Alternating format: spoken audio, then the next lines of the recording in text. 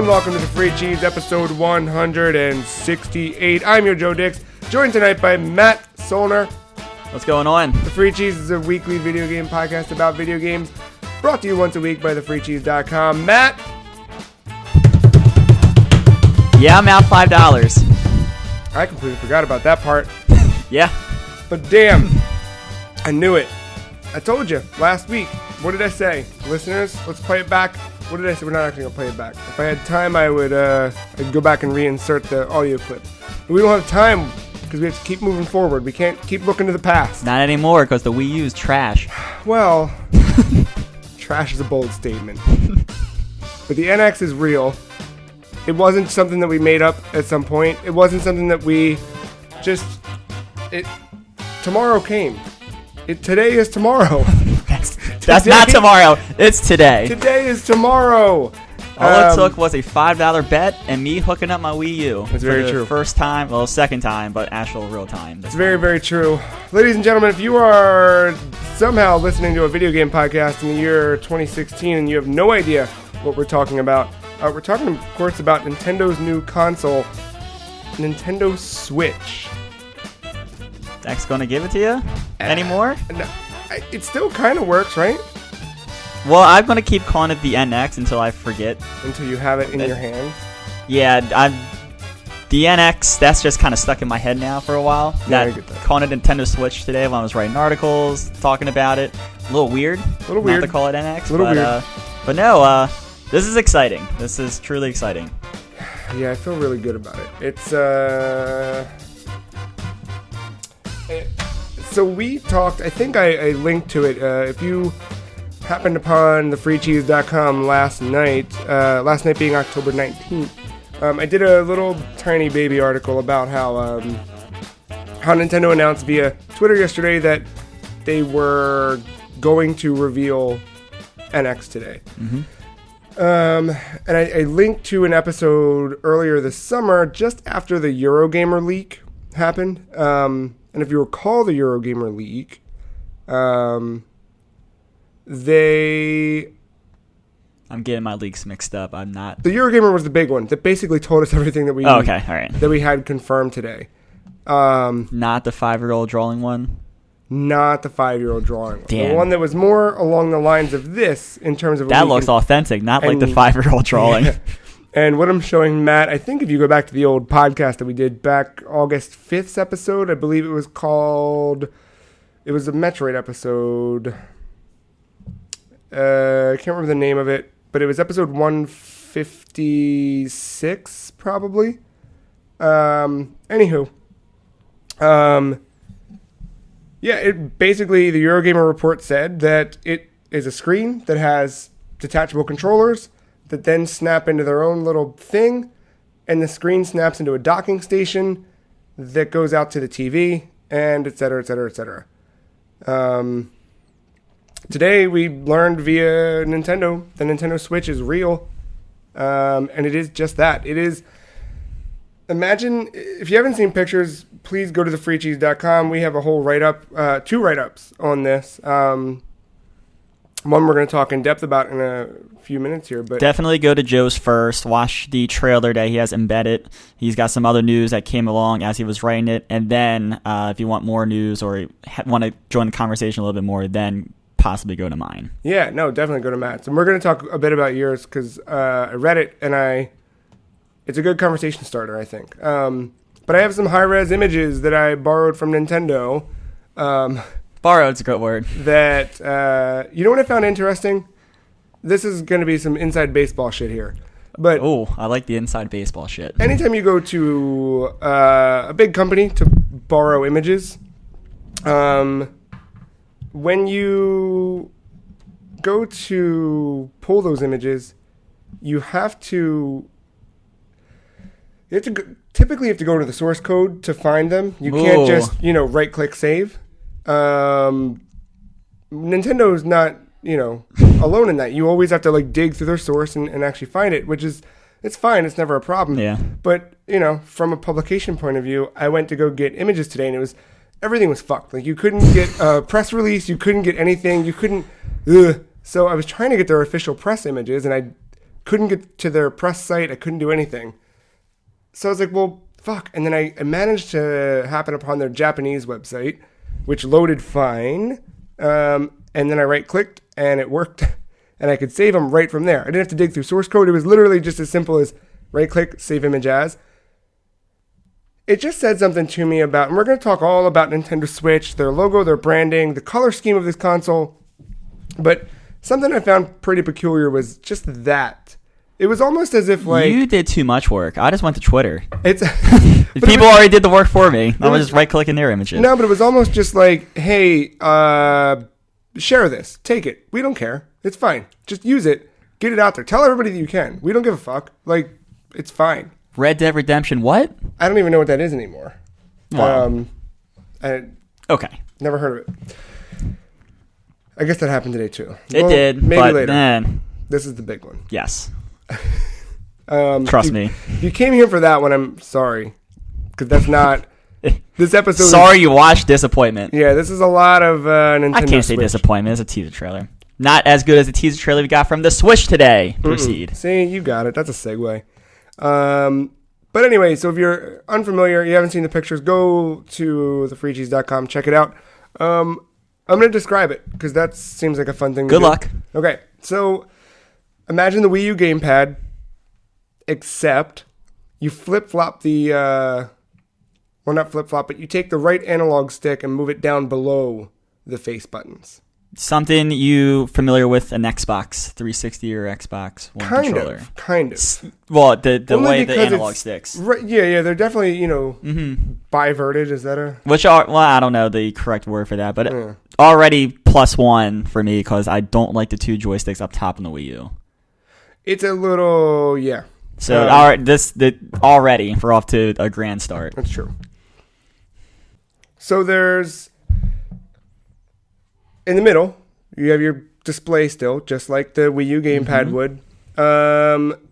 We'll talk a bit more about what specifically is on either side of the screen in terms of controllers and buttons and all that. But just to give you the concept idea of what this thing is, you then slide the sides of this off of the display. The display can fit into a docking station. The sides of this snap onto a controller, and then you have your home controller, and you plug your display into your television, and there you go. We'll talk again. There's some quotes, and there's a lot of stuff to unpack, but one of the neat things is that this is a home console, and they intend it to be their new home console. It just happens that you can take it outside with you if you want to. Not just outside, on the plane. On a plane. Take it to rooftops with your friends that called you from can. afar. Well, we could... should I read the entire press release or just some snippets? You tell me. Make them go find it. Okay, well, I'd like to read a quote then. I'm lazy. I'm going to read a quote.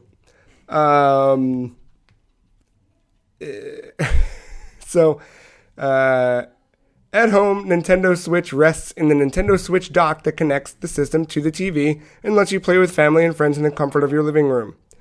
By simply lifting Nintendo Switch from the dock, the system will instantly transition into portable mode, and the same great gaming experience that was being enjoyed at home now travels with you. The portability of Nintendo Switch is enhanced by its bright high-definition display. It brings the full home gaming system experience with you to the park, on an airplane, in a car, or to a friend's apartment. But if you're going anywhere else other than that, so or pick up buses are basketball out. Court. Nope, that's not listed in the press release. Well, it's in the trailer. Damn it. And also, I live in a house now, so if you get one, you can't bring it here. I have to go get an apartment first. It only goes to a friend's apartment. So those little side guys are, that's actually a good name for it, side guys. But they're called Joy-Con controllers. Those are the detachable pieces. The Nintendo Switch is the display. That is the console. So it's essentially like an iPad. It looks thin, too. Yeah. And then it has the Joy-Con controllers, which attach to the side or to a central whatever. And then there was a kickstand. Now, was the kickstand built into it? Kickstand was built into the screen from Great. what the video showed. Perfect. Yeah, it was very interesting. But so in terms of just reaction to the console itself, how do you feel about it? What are your thoughts? What are your initial? I guess you have a whole article about that. All right, well, kind of. No, it's going from looking at the trailer, then going on into looking at the actual console itself. It's exciting. I love that shot of the woman pulling out the screen from the dock, and it's instant right onto that screen. No buttons, nothing. It jumps right to the screen. That controller didn't look funky at all in the video. It looks weird in that picture. Yeah. I think that's something I want to hold. I mean, I'm going to hold it at some point, but that's just something I think you're just going to get used to once you hold it. You're talking about the Joy-Con controllers that are then attached to this Joy-Con grip. It essentially looks like a plastic sled without the Joy-Con controllers on it. Yes, this is a Joy-Con grip accessory, is what it's called. Yeah, but it looks like a weird design, but there are going to be other controllers. They're going to do like their own pro controller that is very close to like an Xbox 360 controller from what it looks like. I feel like I'm going to need one of those, but this controller is cool. I like the aspect of it being turn it sideways, and all of a sudden you got two controllers, and they were playing a lot of games with that. It looked like so in the trailer, they showed four friends rather, who had two consoles, sit down at a table. That was the pickup basketball court. Yeah, they're at the picnic table. Yeah, they're at the picnic table outside of the basketball court. They pop the two consoles down, slide the controllers off. One Joy-Con controller for each friend. They turn them on their side. They almost look like tiny Wii remotes, or even like the Famicom Mini controller. But, yeah, a little bit. Yeah. And they're little teeny tiny. If you've ever seen, I don't even know what to compare it to. It's small. It's very small. It's small. That's my concern when it comes to two-hand gaming. But who knows? Yeah. You need to hold it. Yeah. Pictures aren't going to do it justice. It looks tight in terms of like, because it's right next to each other. If you like kind of zoom in on their hands, you can see I don't know. It's almost like the thumbs are just side by side. I don't know. I could get used to it. We'll see. If you're in a crunch, it's going to be doable. It's probably not your preferred way to play, but it's definitely doable. Yeah. But it's neat. And then they're just sitting there, and they're seemingly playing. It's NBA 2K. It's NBA 2K, but they're seemingly playing it just like via ad hoc. I don't know how. All right, so as someone who's played NBA 2K before, I don't know how that's going to work with four face buttons and two bumper/trigger buttons. I don't know how they are playing NBA 2K at its full capacity. Scale it back, man. Because fuck it. Last time I played NBA, it was fucked. It was like... Whatever you play, 2K is great. No. I don't mean fucked in a bad way. I mean like fucked complicated. Like, oh, yeah, no. It's so complicated. Like, pull back slightly on this to do a certain shot. Like, no, like, that's fine. And that's with two analog sticks. And I think that's fine. But like for something like this, you could totally do a mode where it's just like, let's just do fucking NBA Jam. Let's bring it back. That's true. NBA Hang Time, Big Head Mode. One button shoots, one button steals, one button does the other thing you do in basketball. I do want to take this one step at a time here, this podcast, because we could easily get scatterbrained. You're right. Let's pull it in. About that, now we get into the issue of porting half-assed ports to the Switch. I'm sorry, I was about to call it the NX to the Switch. But let's one thing at a time. I know that's something I mentioned in my article. No, you're not wrong, because that's been the history with Nintendo and games. Like the Wii, when the Wii came as Call of Duty started to become super, super popular, and that's fine.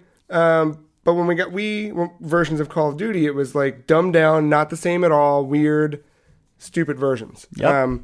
Sometimes the games were like better than the original. In that particular example, wasn't the case. No, not that.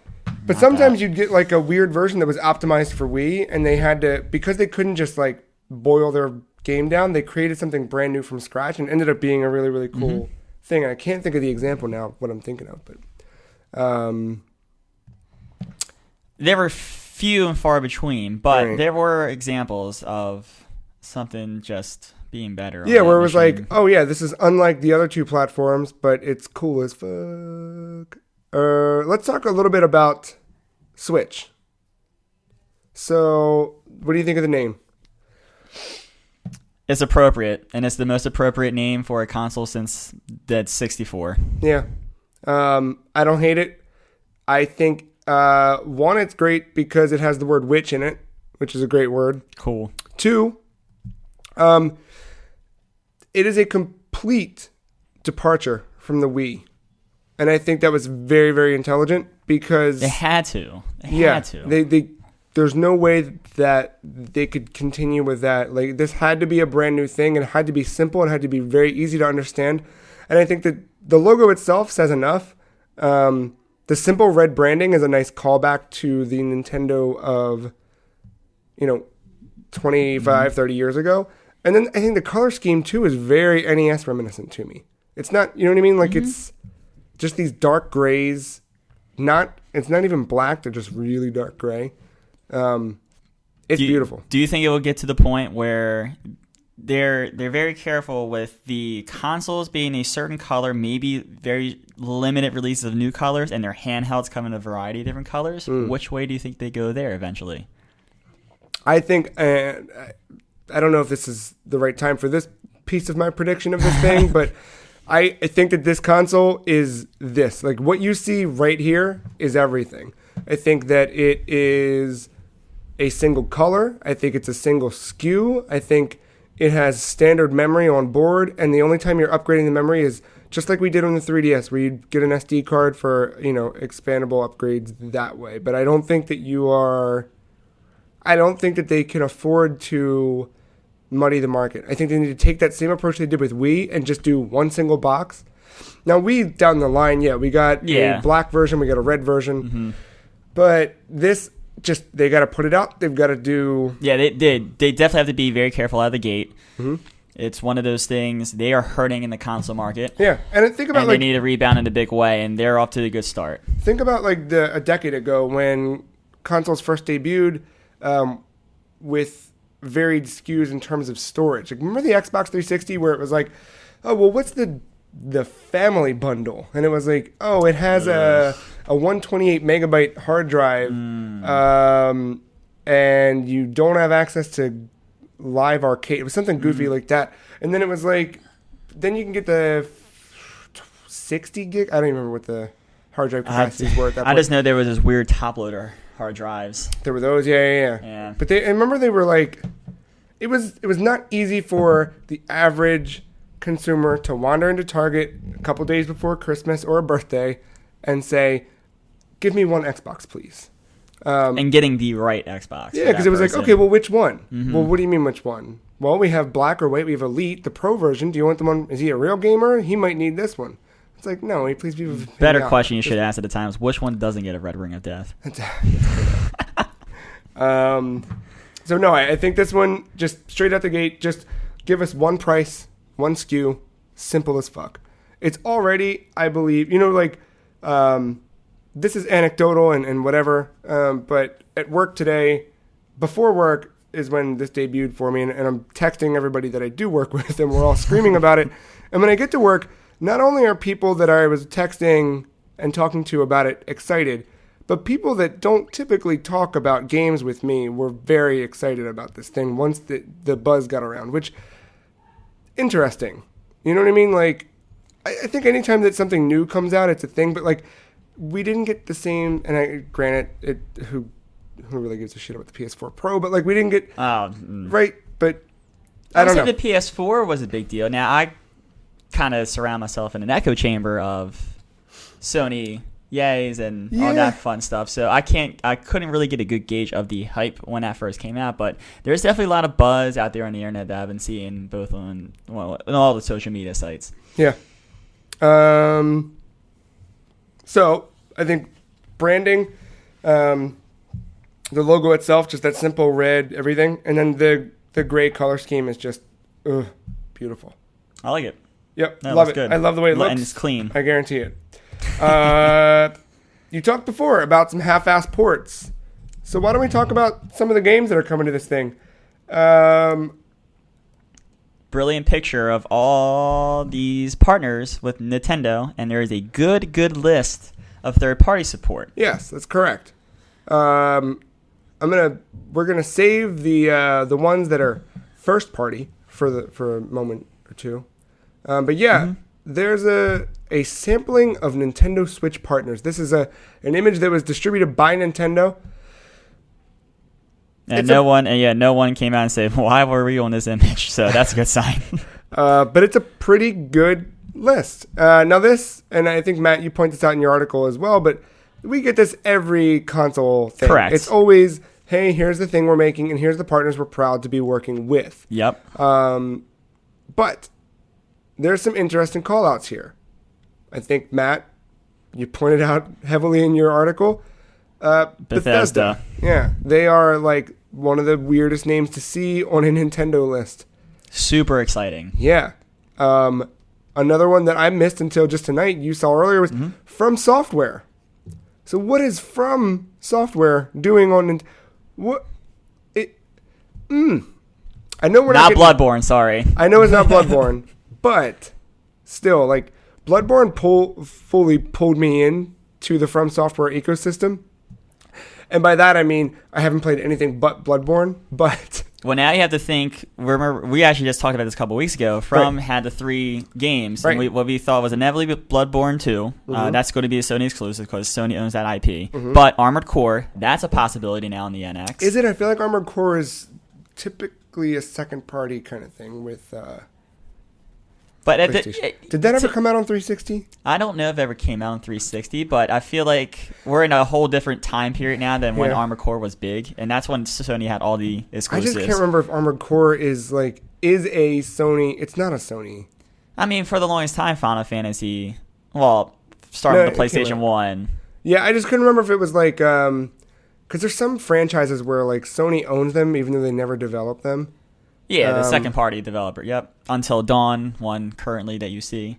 But no, like even Bloodborne. Yeah. But yeah, back to From though, and then they got this third IP that they're not talking about. They said it's something crazy that they are trying to experiment. What if this is some kind of NX exclusive? That'd be fucking cool. That'd be so cool. You know, maybe Nintendo's all in. Maybe Nintendo's throwing money at the third parties and saying, "Hey, we fucked up in the past. Help us. Yeah, help us make Nintendo great again." I think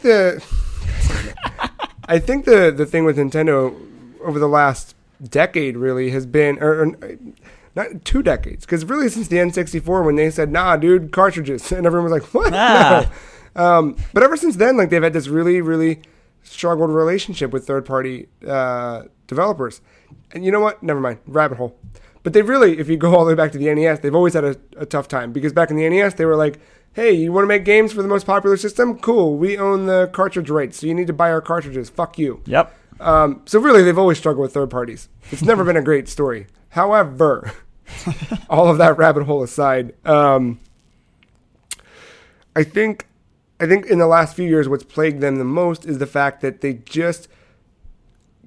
Nintendo makes fantastic games, and they make fantastic gaming platforms. The rest of these companies, they're making their stuff for other you know what I mean? Like, Nintendo knows how to make their stuff proprietary for their machines and do it in a great way, but it never typically aligns with what everyone else is doing. They're always doing something weird on their own, and it works for them, but all the rest of the companies... And this is exactly what I bring up in my 5 questions article, question 2, to be exact. Nintendo is doing something different, and when these third parties are mainly developing on PS4 and Xbox One, I put the quote simple in quotes because I'm sure it's something well beyond my head of porting from those 2 consoles back and forth to one another, but those are kind of sort of the same beast. This is something completely different.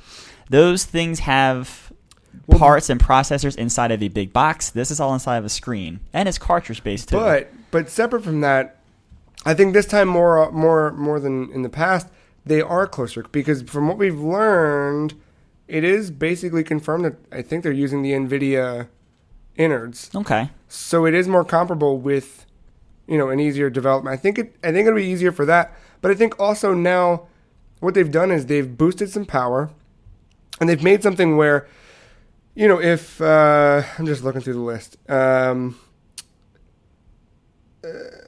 don't know. Well, whoever, right? If one of these companies, these third-party companies, makes a game for Wii U, the idea is that they want to get it to the biggest audience. They want to see that their investment's going to be returned upon. The problem is the Wii U didn't have a huge market share. So development for that. And then the other option to go to the bigger Nintendo platform would be to put it on 3DS. And a company like Bethesda is not going to put anything on 3DS.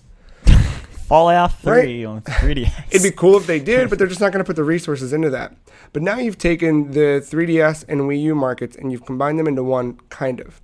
I'm still curious about what the handheld part of this is. Yes, I know that this is a console we take on the go. Where does 3DS fit into this? What's the third pillar kind of thing? Or really second pillar? Like what's... that's a later conversation. Yeah. But you really have taken both of those markets, combined them into one, and the biggest problem with both the 3DS and the Wii U has been the lack of software on either one. But combined, they both have a stellar library, and I think that's what's really exciting about all this, and I think that that's going to help the third-party developers, because now they'll have a bigger audience, largely. And I think the cool thing is, like, you yourself are interested. You're pushed a little further over the fence toward a console like this. Yeah. I was on board already because I'm stupid, but other people too. Like it is, I think that this branding, going back to the red, you start talking more about this as we get close to things like the NES Classic is really, really, I think under, I don't know the word I'm looking for, but it's underappreciated, undervalued. Close. Like people are underestimating it, I think, in terms of capturing a wide audience. And I think that once you get that in people's hands, I guarantee every NES Classic Edition, you're going to open it up and it's going to say, hey, don't forget, coming this March, this MUV. Yeah. No, and it should. And Nintendo has every right to do that. Right. And it'd be smart to do it. And then people, because if these things are at, we already know they're at Target, they're at Amazon and Best Buy are the three retailers we know of, probably Walmart too. When you're going through and you're buying those things come this Christmas, little Johnny's going to be saving up all that Christmas money come March. 10-year-old Pete. They're all saving up for March. I don't know. March is a great time to launch too. That's like just post-tax time when everybody's starting to get their returns back. Yeah, that's true. And everybody has that stupid money where they're like, fuck it, I can buy shit. Yeah. This is a really, I think, there was one developer who called this a reboot for Nintendo. It might have even been Yves Guillemot from Ubisoft. Okay, yeah. Right, but I think it is. Like, this is Nintendo. They had to do something bold. Everyone knew they had to do something bold. They had to do something big. And I've said this a couple times already on this podcast, but they're off to a fantastic start. Yes. Yep. Fully. It's, when I'm looking at these partners and I'm looking at some of these companies, yeah, there are so many things I would play on a console like this that that I would take from my PS4. They look similar. Like, the aspect of a Fallout 4 where I can pick it up and play on a plane. I can't do that on a plane with my Vita. I need an internet connection. You can get Wi-Fi in the sky. Sky-Fi. No, that never works. Why Sky?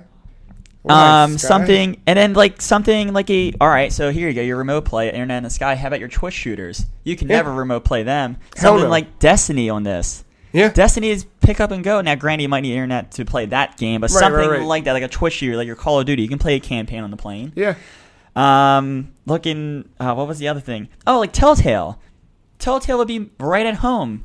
They run like garbage on the PS4, so why? I think they did put out Walking Dead 1 and 2 on Wii U. On Wii U. But yeah, that's an interesting possibility to take those episodic adventures on a plane ride, because those, at the end of the day, are like 6 to 8 hour adventures. Flight on the other side of the coast, flight back, and you just complete yourself a season of Telltale series on the go, and on a decent sized screen. I love it. I almost feel like this is not real. That's how much I love it. This is cool. This is unlike Nintendo. That's why this is so weird. You're used to Nintendo releasing. Well, I mean, the Wii was fine. I mean, it's all good. It's just the Wii U. I was confused with the marketing then. Yeah, as everyone was. But it's been the same thing for a decade of just Wii. Okay, all right. Yeah, and iterative and nice and predictable. Good change. Predictable in a way, you know what I mean? Well, yeah, but that's cause of leaks. Nintendo had nothing to do with that. No, I mean the old stuff. This is not predictable. Yeah. This is. I see what you're doing. And this is predictable. I mean, to whatever. That's. You can look at things and see how they've always been trying to do this. But yeah. So on this third-party list, there's a lot to be. Not a lot, but I mean, like. Your big names are all there. But there's publishers there too. So right. like just Ubisoft, that's a publisher with all their IPs. Assassin's Creed, Far Cry, Watch Dogs. There we go, Watch Dogs. So Traveler Tales, the Lego folks, which that's no surprise. Sega, Koei Tecmo, EA from. You got Capcom, Bandai Namco, which no surprise there. They helped develop the last Smash and several other Nintendo things. 505, Activision, Codemasters, Inti Creates, Platinum, THQ Nordic, Cryware, Epic, that's another big one, right? Warner Brothers, and they were around last time. And then there's a weird one on here. It's kind of in the middle, too. It's kind of like one of the first things you see. Yeah, and you laugh at it. It's strange, because I don't remember... It's weird, because I've been seeing a lot this month. I think I might have the wrong... Yeah, this is wrong.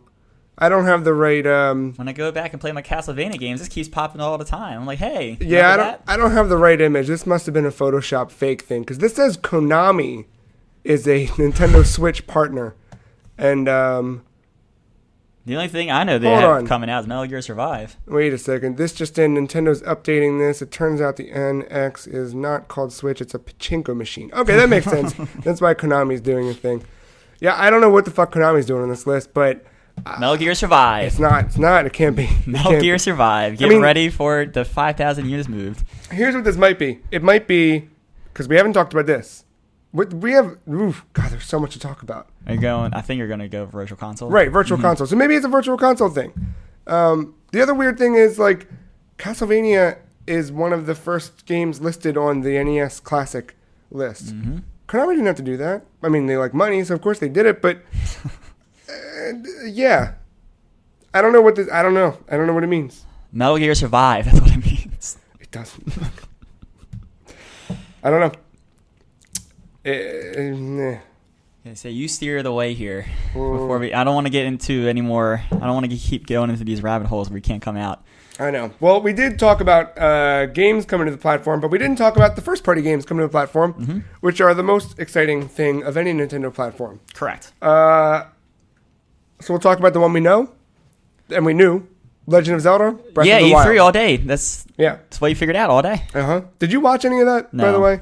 You should go back and check it out. Nah. At least, just go look at, some of the stuff. Yeah, I mean, I've been keeping up to date with Zelda, but there was all this other stuff coming No, out. I know. But that Breath of the Wild has always looked great every time we've seen it, and that's something I do mention in my article again, with a beautiful screenshot that I found. Well, the fucked up thing is, and by fucked up, I mean, I've really been trying to wrap my head around it. Breath of the Wild is a game that's going to be in my backpack. Yeah. That big-ass Zelda game is... right there. Yeah, in my hands. You can play it in the break room. You can play it in front of your TV. I could play it in a friend's apartment. Maybe. I could wear a Not turtleneck. their house, their apartment. I could wear a turtleneck and go to a rooftop party. You could. Take Mario with you. Speaking of Mario, yeah. So we saw some other stuff. Mm-hmm. There's definitely a new 3D Mario game that is there. Yes, and something I want to talk about that trailer with. Yeah. She took Mario. She picked up the screen, the actual Switch itself from the dock. Mm-hmm. Game continued on with her, and it was definitely still Mario on that screen. She went to the rooftop, and they started playing 2 players with a 3D World Mario game. Did we just confirm 2-player Mario, or was that accidental? Is that what that was? Yep. Because I didn't see them ever switch games. It didn't. Now, granted, they never showed the screens of what they're playing at rooftop, but for continuity's sake, that should still be Mario. Sure. I'm going through now. I'm just sort of slow scrubbing. That was the little things I was picking out when I was going frame by frame earlier today. Yeah, no, these are good things. There's a lot that were...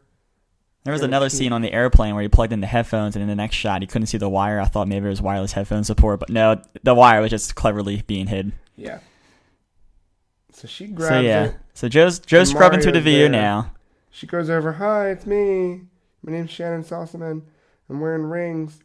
Pop out that kickstand. You guys want to play this thing with me?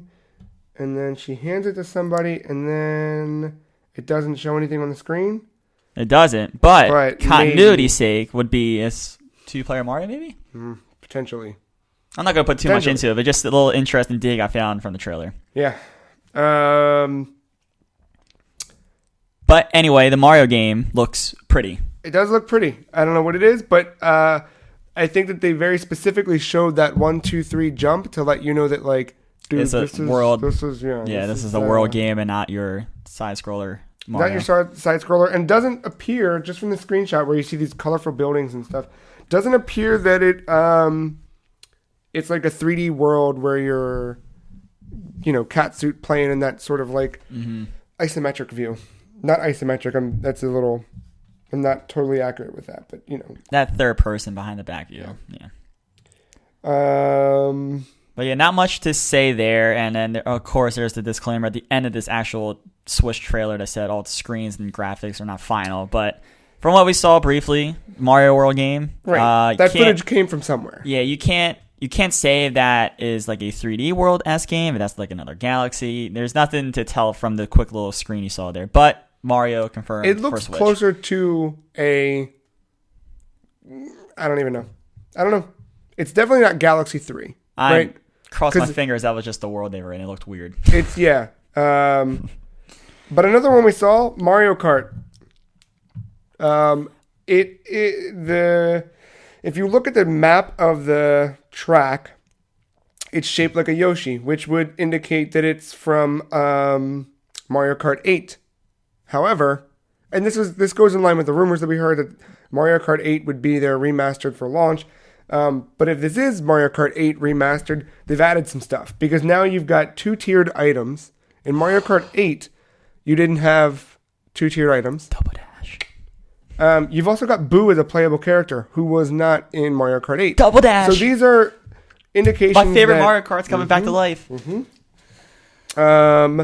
We also had a little game called Splatoon shown off in the trailer. They showed off Splatoon in a cool-ass way, too, because not only did they show kids playing Splatoon, but they made it this big #esports thing where all of these... It looked like the cast of Final Fantasy 15 came together in their esports jackets to play NX live in a big esports arena. If you learned anything about esports from that video was they sit on the ground in some weird cellar looking thing and strategize instead of being at a desk. And I was taking a lot of notes on going frame by frame with this Nintendo thing. And I put quote in my notes, "Yeah, okay, Nintendo, like you're going to fill a stadium that signs for a Platoon tournament. ... Calm down. ... I'll be there." If they said they were doing that and it was within my means to get there, I'd do it. That was like an arena. That was an arena. It could happen. That's the power of the Nintendo Switch, is it can draw the country together. There are no problems in the world anymore. I hope you just pause this podcast for a second. Nothing's wrong anymore. This is the answer to everything. This is all we ever needed. I don't care who wins. I don't care anything. It doesn't matter. I don't care who wins, but this isn't. This is everything. What more do you need? There's something called a PS4 Pro out there. This is it. That's troubling the gaming market. I don't think there's world hunger anymore. I think all that stopped this morning. Maybe. I didn't check on that. Yeah. I don't think anybody got murdered today. Like, everything's okay. All the debates are over. Right? Don't have to worry about those. See? No more murder. But Splatoon also, it's hard to tell map-wise if there were any new maps or stages. But they had cool new emo haircuts on the Splatoon characters, which tells me this is not the original Splatoon. It's got some new content of some kind, if it's not an entirely new sequel altogether. Something I bring up when I talk about the first-party games in my questions article. I talk about Nintendo needed new IPs, because there's always a chance of, if you just keep at 2 years after 2 years after 2 years doing Zelda, Mario... Well, like Metroid's taking that weird kind of break, and I really hope it comes back, because that's definitely their best first person, first party shooter. But I mentioned Splatoon about how that's such a cool IP, and never really had the opportunity to play it. I'm not going to go back now because I think that player base is dwindling. You'd be surprised. Still there? You'd be surprised. Are they all just really good though? Am I just going to get frustrated day one? A lot of dumb kids. Really? Then there's someone I might go back to, but that was the one that interested me. Well, there was from the something new IPs. I wanted to bring this up as part of the conversation, so we'll do it now. Okay. But your article, questions about the Nintendo Switch worth pausing for. That specific point that you brought up about Nintendo and new IP and etc. And I just wanted to challenge it for a moment. Okay. Only because I'm an asshole. No, this is why I like being an asshole sometimes. But I mean, the first half of question number 2 was just a big middle finger to Nintendo the entire time. So, but no, yeah, you talked about new IP, and yeah, Splatoon was, in terms of brand new, like creating a new brand for them, a brand like an actual IP. Mm-hmm. Yes, Splatoon was the only one on Wii U that I can think of. I really couldn't think of another one. I was right now. It's their biggest one for sure. There's other like smaller things that happened throughout that era. Like the 3DS gave us Box Boy. Like there's little like things that, that we can call like but that. But then when you're talking about the 3DS. I know. Yeah. But here's the one big thing too to keep that something I kind of look at Nintendo as the reason that they don't tend to add new characters in that kind of way, like, is... I want you to finish your thought, and I already have a response to the beginning of that part. I don't need new iconic characters. I don't need another Mario. And I mentioned that Mario is a once in a lifetime thing. You're never gonna get another character like that on that level. Right. I want new worlds. I want new experiences. Now, sometimes that can be with the same character, but we see a trend of, all right, new console, new 3D Mario. New console, new 3D Mario. And that's what you bank on. But think about, like, I know he's jumping, yes, but what 3D Mario did on 64 had never been done before. What he did on GameCube was a completely different type of Mario game. That's true. On Wii was different from both of them. The best Mario ever. Right? But that was even different too because it added a completely different mechanic. And what they do, I found Nintendo fascinating. I mean, for obvious reasons, but if you go back and read any of the Iwata asks that used to be published all the time, whenever he talks to their in-house developers about developing games, like you look at like something like Splatoon started as it could have been a Mario game. It could have been a Sunshine spinoff.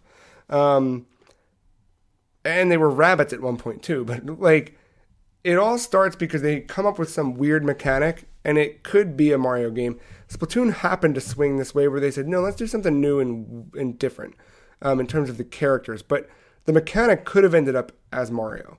And there's a lot of experiments like that where I think like even something like to bring up the aforementioned Box Boy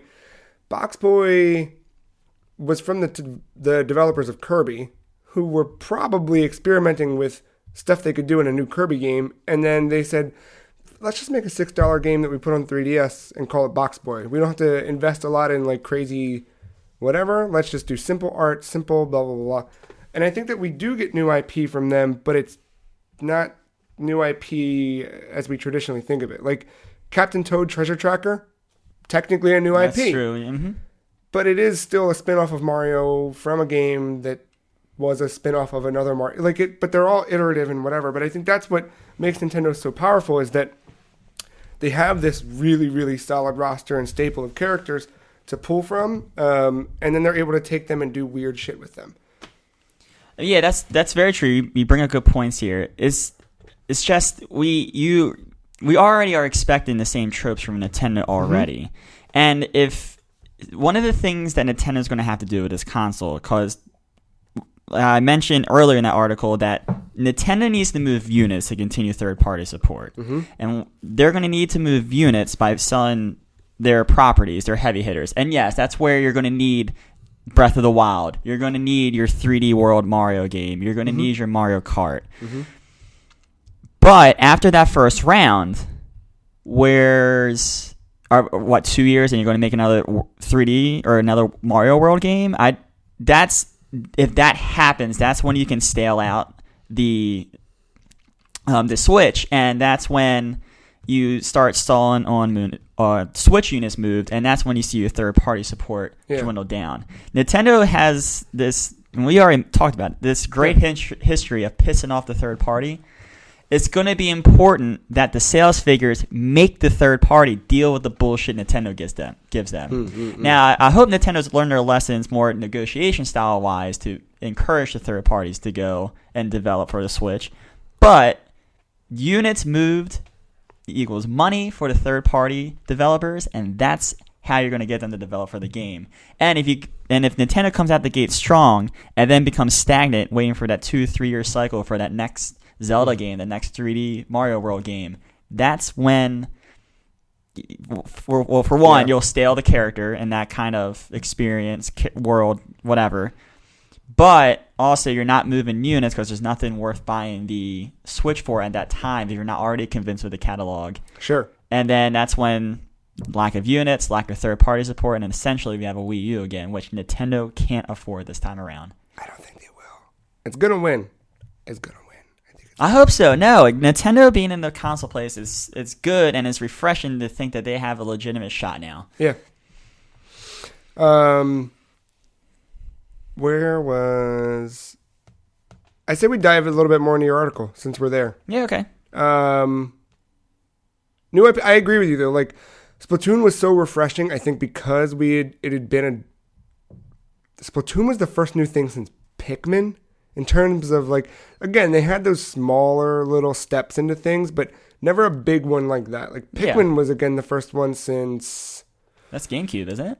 Yeah, and Pikmin, we didn't have another one from Pikmin before. Like, I don't know. Like, you think, like, Luigi's Mansion is technically a new IP, but it's Luigi. He's a spin-off of Mario. You know, whatever. And Luigi's Mansion, that's fine as, like, a new thing. It's a new type of gameplay experience. You know, it's not your typical Mario World. And that's fine. You can keep using your characers to create these new experiences. No, but at some point, you're going to run out of ideas. I do want new things. And I think something that's... like, Splatoon, I don't know how many know this. Splatoon came from a young team. They're not the Miyamotos. They're not the Tezukas or any of the other folks who've been around for a really long time inside Nintendo. They're younger folks who came in later. They were almost students of Miyamoto and the other Nintendo heads. And I don't. They're kind of doing more of that now. When was it? And that's a good thing. Yeah. You need fresh new talent. And then you also have Miyamoto there to, they're running into any problems. Mm-hmm. Miyamoto's still Miyamoto. Creative fellow. Mm-hmm.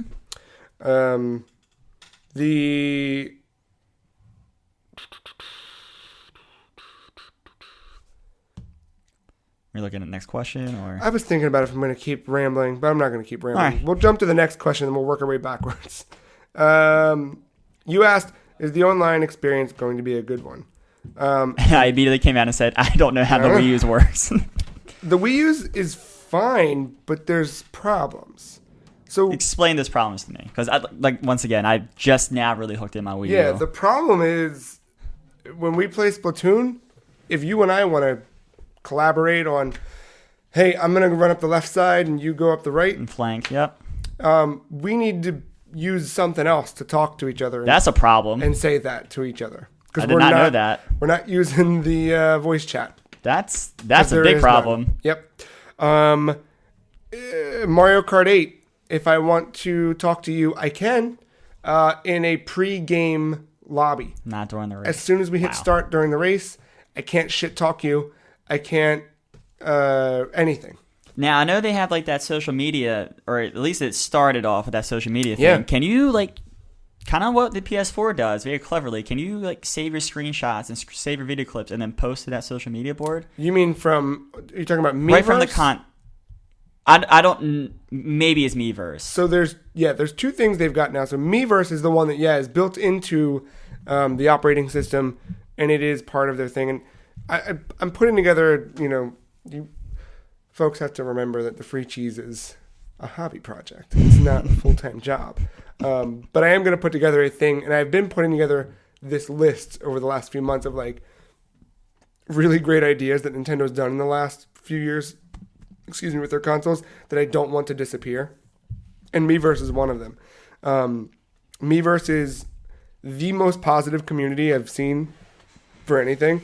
You don't see that much. Yeah, I mean, like, there are, of course, things like why can't Metroid crawl, where someone posts that. So, like, let's do that one exactly. That. So the why can't Metroid crawl meme happened because Miiverse happened. Some kid who got Metroid for the first time, or Super Metroid, who had never played it, tried to crawl and couldn't get under the thing, and posted a screenshot and said, why can't Metroid crawl? And it blew up, and it's hilarious because of all of the reasons it's hilarious. But, like, one of the first, and none of the comments said, fuck you, or her name's Samus. I've almost become immune to it. No, yeah, but, and we have, but none of it was there. The comments were like, oh, you have to go to this room. Yeah, that's try awesome. Running to this room to the left and see if you can get a special item. And someone else like, yeah, but like it's all positive. It was just like, oh, this is a good thing. That's kind of what you did with me for Symphony of the Night when I was looking for those rings. Instead of saying like, well, fuck you, good luck. You were like, you need to look for these things you wear in your fingers. Right. And they come in these different material. It makes it a better experience than to say, you fucking idiot, how dare you not know? Like, not everyone's going to know that her name is Samus and that she doesn't crawl, she gets a morph ball and she rolls. Like, I mean, to be honest, if this is his first game, Metroid. Yeah. And that's how we should think. No, 10-year-old Pete has no idea. She's a she yet. Right. But 29-year-old Kevin is an asshole and is typically just, fuck you. That's just the two words. It's the easiest thing to type, I feel like, at this point. Right. So Miiverse, I really hope it stays. And yes, so it's a way to, I'm going to see if I can pull up Miiverse on my iPad. While you're doing that, so outside of Miiverse and posting these clips and images and stuff like that, can you go to any other social media site? Right from the console? Yeah. No. So in order for me to take a screenshot, it's actually kind of convoluted. I have to... USB drives? No. Okay. I go right from the console to Miiverse, but then I have to go to Miiverse on the web, find my thing, okay. Track it down, and then save it from here. But it's not the worst. No, that's not terrible. I think that they're going to iterate on this too. So if I go to my user page, so like you can follow communities. So, and they added something recently called play journals. So I was playing Azure Striker Gunvolt 2. This was October 9th. And I saw this and I had to post a screenshot, which was, is this creep your peep or just another bleeping sheep? And of course I had to take a screenshot of that. And look at that. Awesome. I got 12 yeahs. Oh, they're yes. Yeah. Like that. No comments. Yes. But here, if we go to activity feed, if I look through, so people, you can follow people or your friends will show up there. And it's anything from like Mark drew a little Splatfest thing. Ben wrote Slayer. My friend Wayne posted a picture of Wario and wrote "Oh my God." So it might be things like that.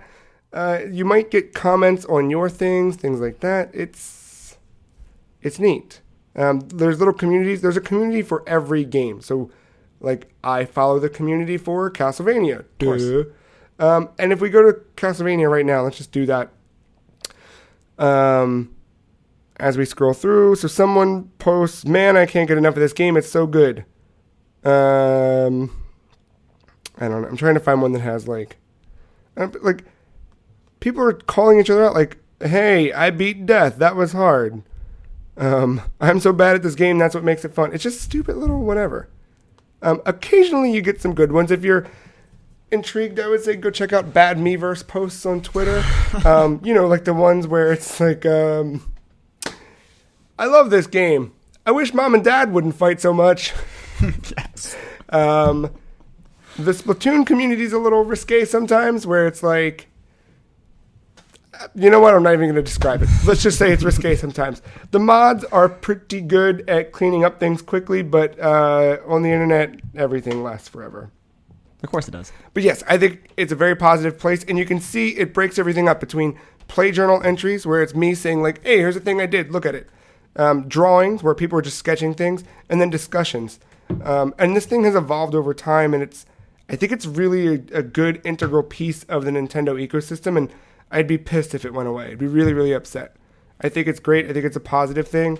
I don't know. It's really cool. So the two main bullet points, going back to my question here, definitely an improvement on some kind of in-game voice system. Chat. Yeah. And then keep Miiverse, but I think I want something a little bit easier where I can just stream like that, like I can from a PS4, right, or I can share my content directly to my Twitter account. That'd be cool. I think if they just had a simple share button. Now, we didn't talk about this at all, but there on the actual controller, on the right side of the controller, I guess it's different on the Pro controller, but we're talking about the Joy-Cons. There is a home button, just like we've expected on a lot of the platforms now. On the other side, there's this nondescript button that we're unsure of. But maybe that's some type of share button or just like a social button. I don't know. But you're right. I mean, like, they're not deaf anymore. Not that they ever were, but, I think they're paying attention to kind of what people want in a console. Is that a button? Or is that a port? I don't think it's a port. I don't know. Maybe. I don't know. Maybe. So yeah, you're right though. I like the fact that you and I can't strategically talk on Splatoon. Like, I remember, like, that's the reason why I didn't keep playing Splatoon. And I'm not a multiplayer dude at all. But every time I sat down to play Splatoon, like, Mark and I would play that a few times. I think last time we did it, I was on vacation, so I could stay up a little later. I remember one night, I think there was a Splat Fest going on, and we played until like 5 or 6 in the morning, and we had to keep texting each other, like, do you want to do another one? Yeah. And it was just like, it was fine. We got used to it. But like then party system or something like that. Yeah. But like we would hit that thing where like we'd have a good weekend of like, I love Splatoon. And then like, gone. And I'm the kind of asshole that like, I'm pointing at a shelf of Amiibo, buys that shit. And I kept almost buying the Splatoon ones because of how much I love that game. But then I kept saying like, nah. But if I had another reason to keep going back and playing that game and keep pushing, you know what I mean? Like, then I would have bought more merchandise. I'm wearing a Splatoon shirt right now. Oh. But I'm wearing I can't blame it on that. But part of it has to be the fact that, like, maybe, kind of, something. I mean, whenever I play with my buddy Nick on any first-person shooter game, it's always, like, well, most of the time we travel together, especially in, like, something like The Last of Us or Battlefield. And then as soon as I get shot at, on your left. And instantly, we'll both turn, deal with it, we'll both die, or I'll die and he'll survive and kill the guy. Yeah. But I'm just so used to that kind of communication. That would be weird to go back to play Splatoon now and not have that. You get used to it, but there's still like a... Because what I found myself doing largely with Splatoon specifically is just playing the game anyway. Without anybody. But when I did play with Mark, there was that piece that was like, fuck. Mm-hmm. You asked, what are games going to look like? I'm just working backwards now. Yeah. We kind of covered that a little bit. Like, we don't want shitty ports. We want good ports. And I talk about Skyrim here. And how that PS3 version was a bag of trash. Yeah, and people are going to want to play on the other consoles if it looks that much better, but if it's at least on par with like how the Xbox 360 looked, maybe a couple more visual fidelities or somewhere between that PS3, PS4, or Xbox 360, Xbox One generation gap, we're going to be fine. Yeah. That's going to be fine. I said it earlier today at work, but the Wii U gamepad, I think it doesn't even hit... It's not 720. It's like... I don't know. Literally the only thing I played on it was Castlevania, so... Yeah, but I remember looking at like Mario Kart on the gamepad, and it looks better than like PS4 games at times. There are moments because Nintendo knows how to optimize this stuff for their hardware. And my point being with that, like, if you do it right and you know this hardware well enough, I don't care what the screen resolution looks like. I don't care what it outputs at. You can make something look really good. At the time that Mario Kart 8 came out and I reviewed it, in my review I remember writing that like it looked better than the PS4 and Xbox One games at that time. I don't know anymore, side by side, but like at that time, everything I had played on my launch PS4 from day one till it was probably about 7 months after PS4 launched. There wasn't much out there. Right. Like, Second Son looked great. I was going to say, Infinite's probably the first one that really showed it off. But Mario Kart 8 blew it out of the water in terms of graphical, like just it looked sharp. Art style. It was really good. It looked sharp. But I don't know. So yeah, we'll see. And that's something I also mentioned about the first party handling their business as far as what looks like at the end of that paragraph when I'm talking about Breath of the Wild looking amazing. Yeah, and the fact that already looked great on Wii U, and now we can just take that wherever the fuck we go. What kind of third party support? I think that one too we kind of talked about a little bit. I'm just looking at the big middle finger at the beginning and my sarcasm and all that fun stuff. Yeah. Yeah. We'll Konami. And then price. Mm-hmm. So what's a price that you're willing to pay? Right now, it fits $400, and there's some launch titles I want. I got a day one. I think a big part of it though is because it's going to be available at launch. Yeah. I need more. Zelda looks amazing, and that alone is enough to probably get me into it. Yeah. I think I'm going to want something else though. And if it's something as easy as porting over Splatoon day one and porting over Mario Kart, all of a sudden I got 3 games I've never played before. Right. And I think something we talked about after the last Nintendo Direct, so it was beginning of September, was I noticed a trend at that Direct specifically where we saw all of these Wii U games being ported to 3DS. And it was like suddenly you can kind of look. And again, like this is why I said earlier that Nintendo Switch isn't predictable, but it's totally predictable. Hindsight's 20/20 specifically in this case. But in that instance, I started to notice that we got Mario Maker coming to 3DS. We got Yoshi's Woolly World coming to 3DS, among others, and whatever. And you can pull them all apart and find them. But there are all of these different games that they sort of took from home platform to this, and it all seemed like an exercise to me in porting games internally to see what that looks like. And it seems like the direct result of quite simply fucking around to try and figure out how to bring things from one thing to another, retain the graphical fidelity and maintaining the, quality of those games. And I think that we're going to see a lot of Wii U stuff get carried over. There was rumor... It has to. It's kind of like what you're seeing with the Vita launch titles going to the PS4 nowadays. Yeah. There were rumors that Smash, Mario Kart, Splatoon, and something else were all being ported from Wii U. And those are your big hitters. If this thing launches with Mario... Fuck it. If it launches with Zelda, which it's going to, it has to. If they have Smash out the gate, even if it is Smash that we just had, but with, even if it's no new characters at all, even if we don't get Simon, oh my God, what if this partnership with Konami means they get Simon Belmont finally? Don't get your hopes up. Konami's trash. It's fine. You're right. But let's just say it's just Smash for Wii U, but now it's Smash Switch. That's still a system seller for me. Yeah, and that's... whatever it is. And I'm probably going to already tell, I'd rather play Smash with that small controller than a Wii controller. Yeah, and the neat thing about it, too, is, suddenly, what I talked about a while back in one of my earliest NX articles about a year ago was the fact that, they got to get away from Wii. They've got to kill that branding.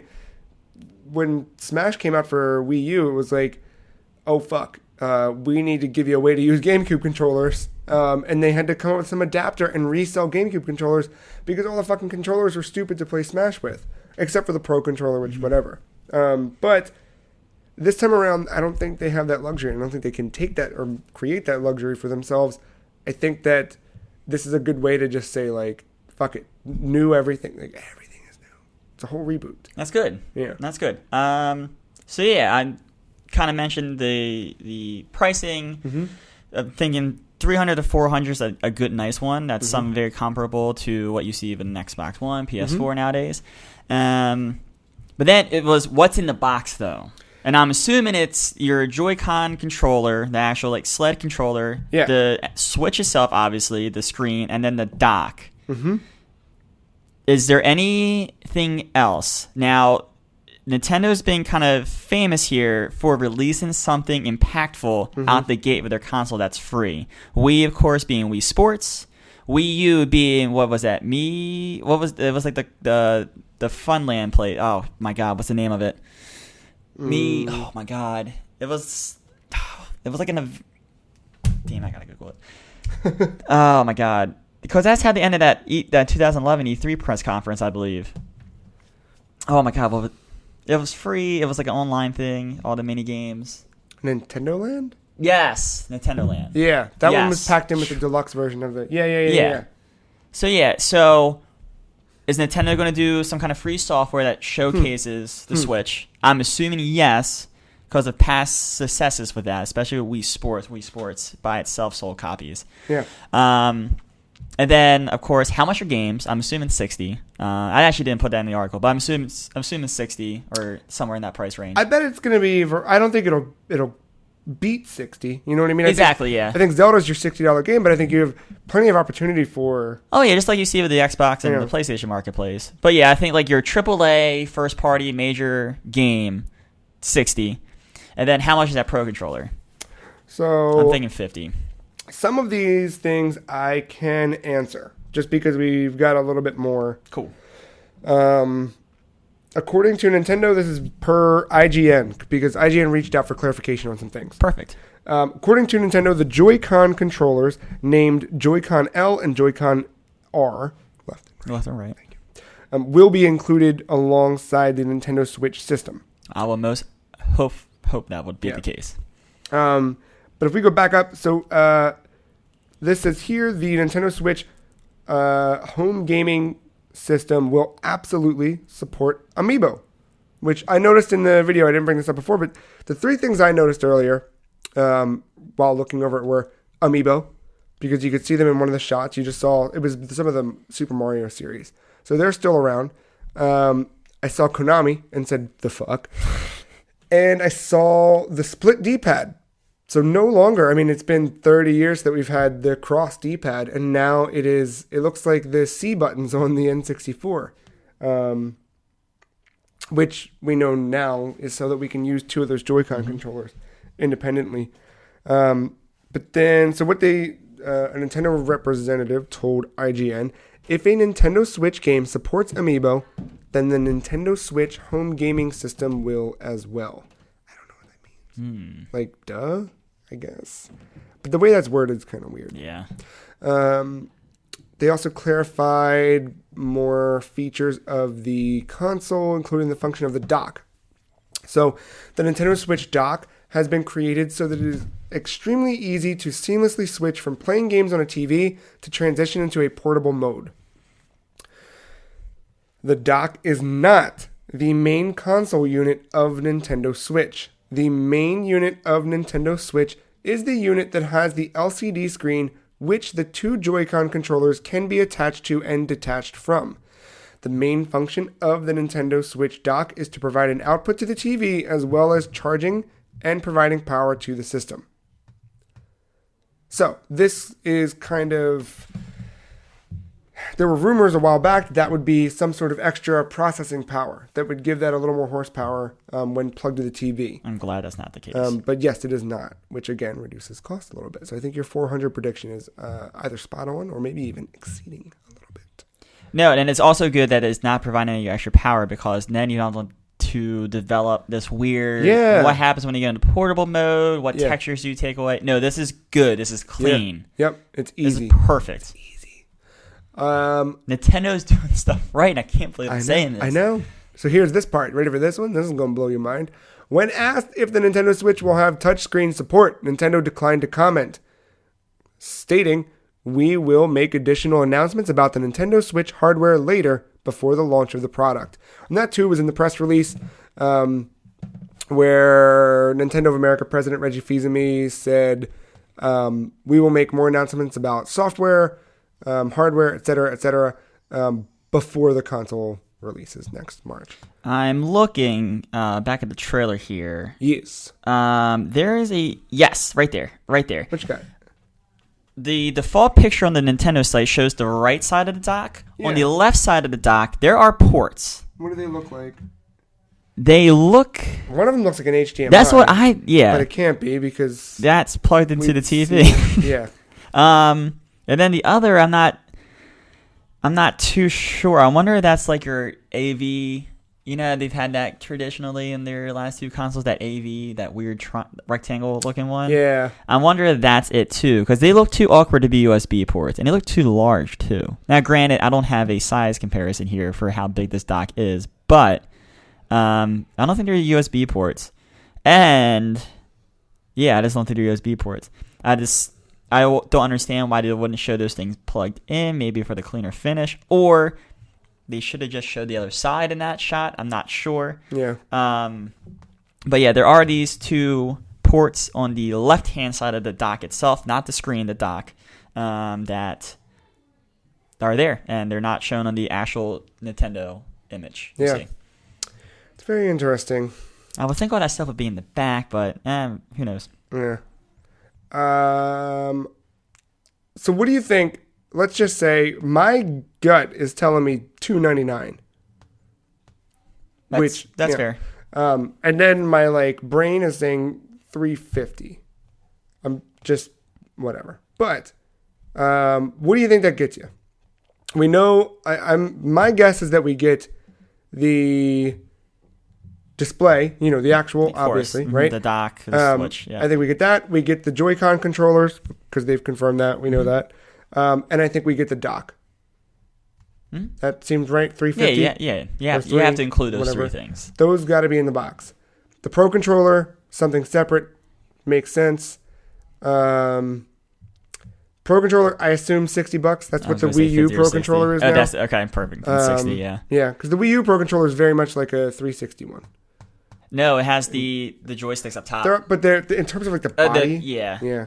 Yeah, the Switch one looks very similar, except they make the aesthetic change with the joysticks, how they're not symmetric at the top. They do the asymmetric thing that Xbox does. Right.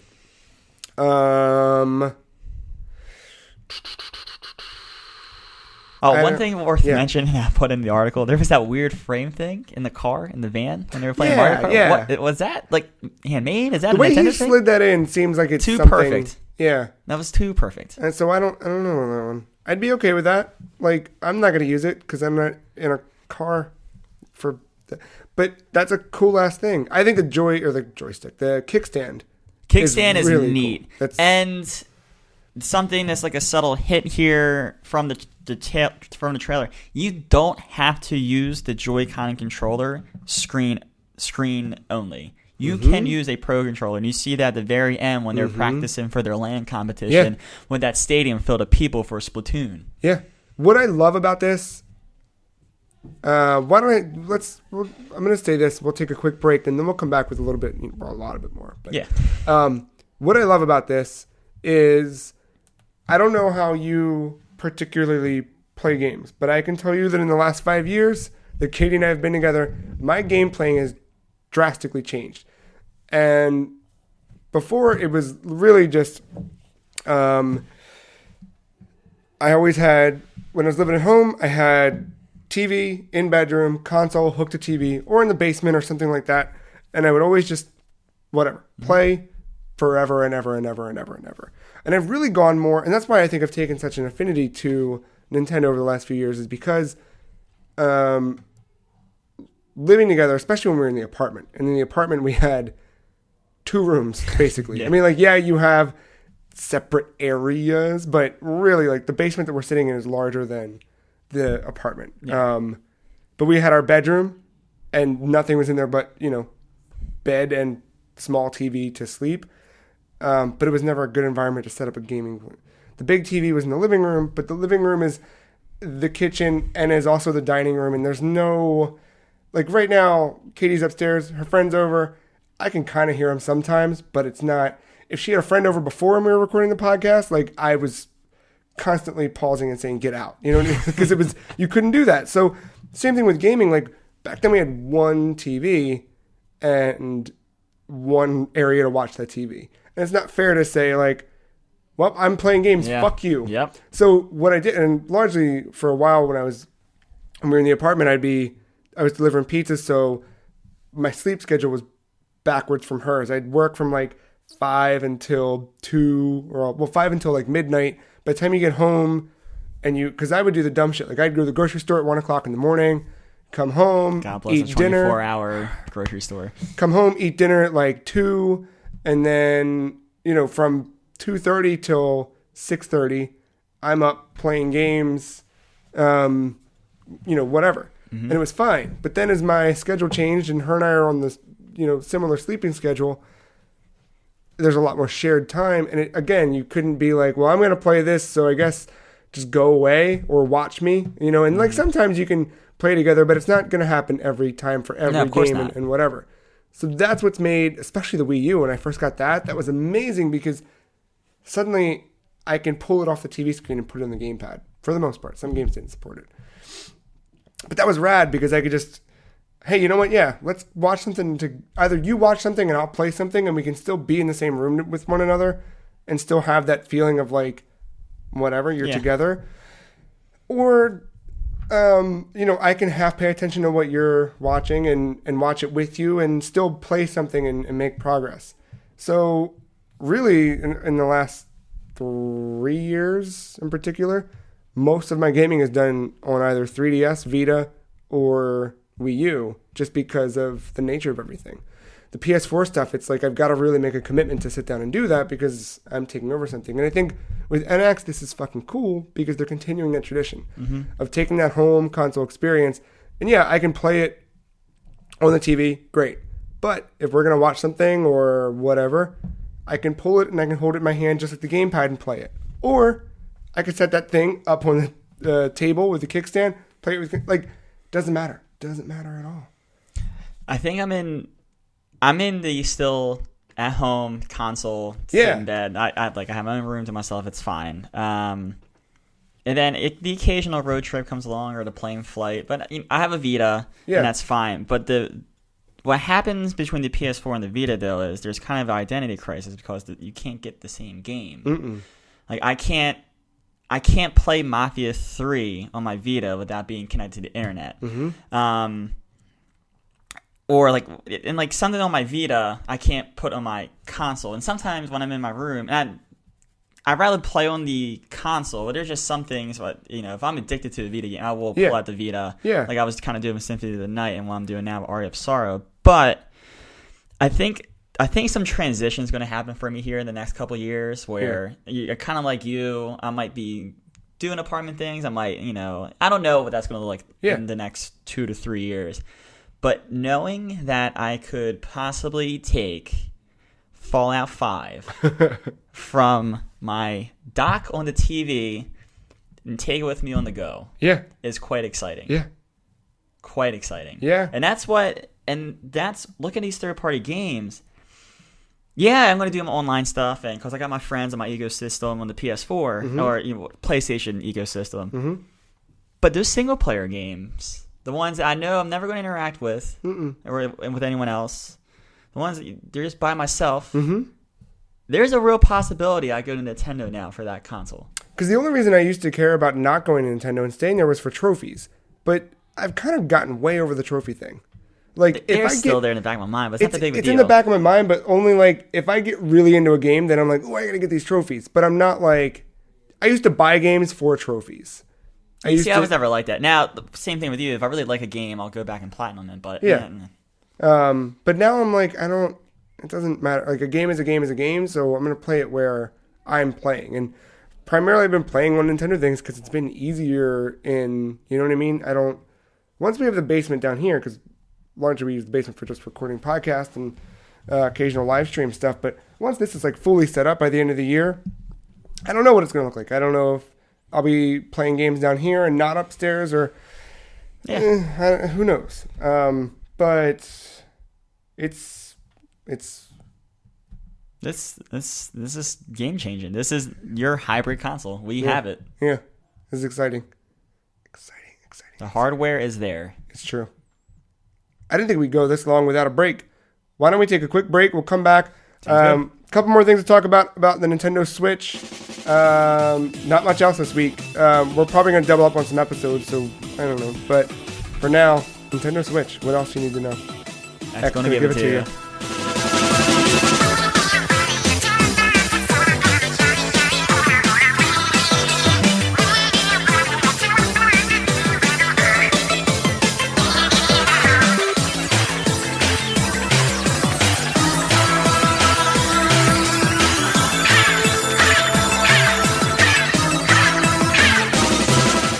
We're back and better than ever because the Nintendo Switch is in our hearts and in our homes in less than 5 months. In less than 5 months. In less than 5 months.